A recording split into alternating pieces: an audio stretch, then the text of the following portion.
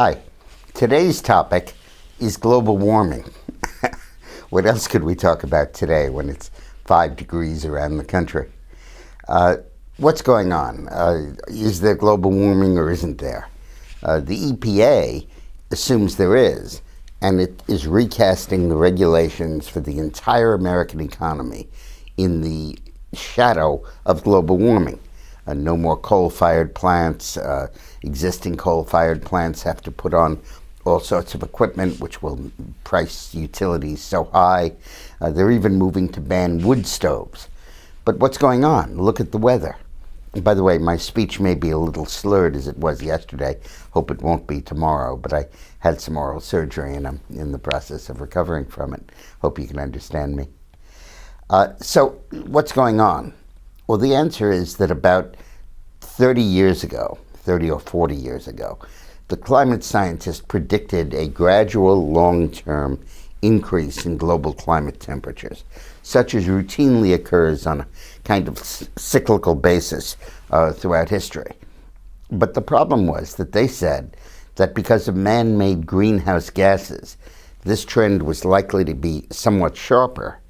And then they posited the theory that as the global temperatures rose, more and more water would evaporate into the clouds, and that water vapor itself became a greenhouse gas, and that therefore the increase in temperatures would be exponential, and the sea level, which might normally rise by 2 centimeters, temperatures that might normally rise by 2 degrees centigrade by the end of the century, may in fact rise by 10 degrees by the end of the century. Well, history has now proven them wrong. There's been a 17-year period in which not only was there no exponential increase, there was no real increase in global warming. And since 1980, 33 years ago, global temperatures have increased by only 0.8 of 1 degree centigrade, relatively minor. So what we're confronted with here is that the predictions of catastrophe and unbelievably serious climate change have not proven accurate. They've proven totally inaccurate. But the idea that there will be some ongoing climate change, and it's not too much to worry about, are accurate.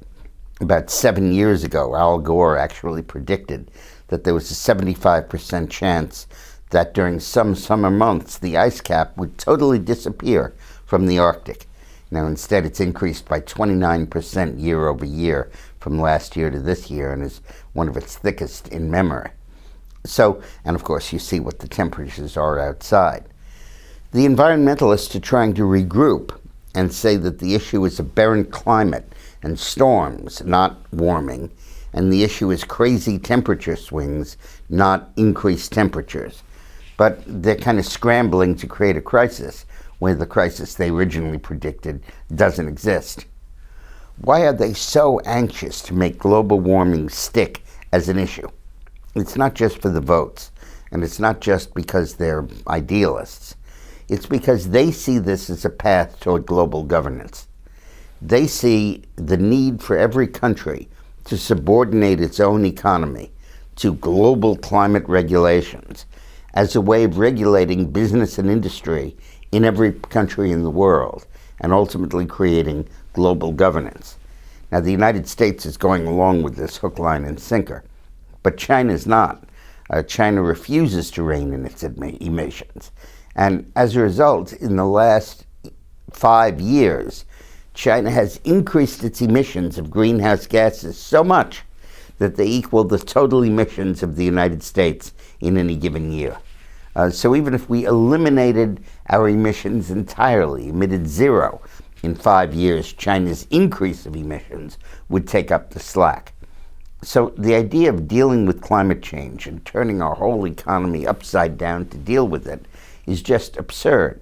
It's not necessary. The catastrophic consequences are not likely coming true. There may in fact be a cooling trend on.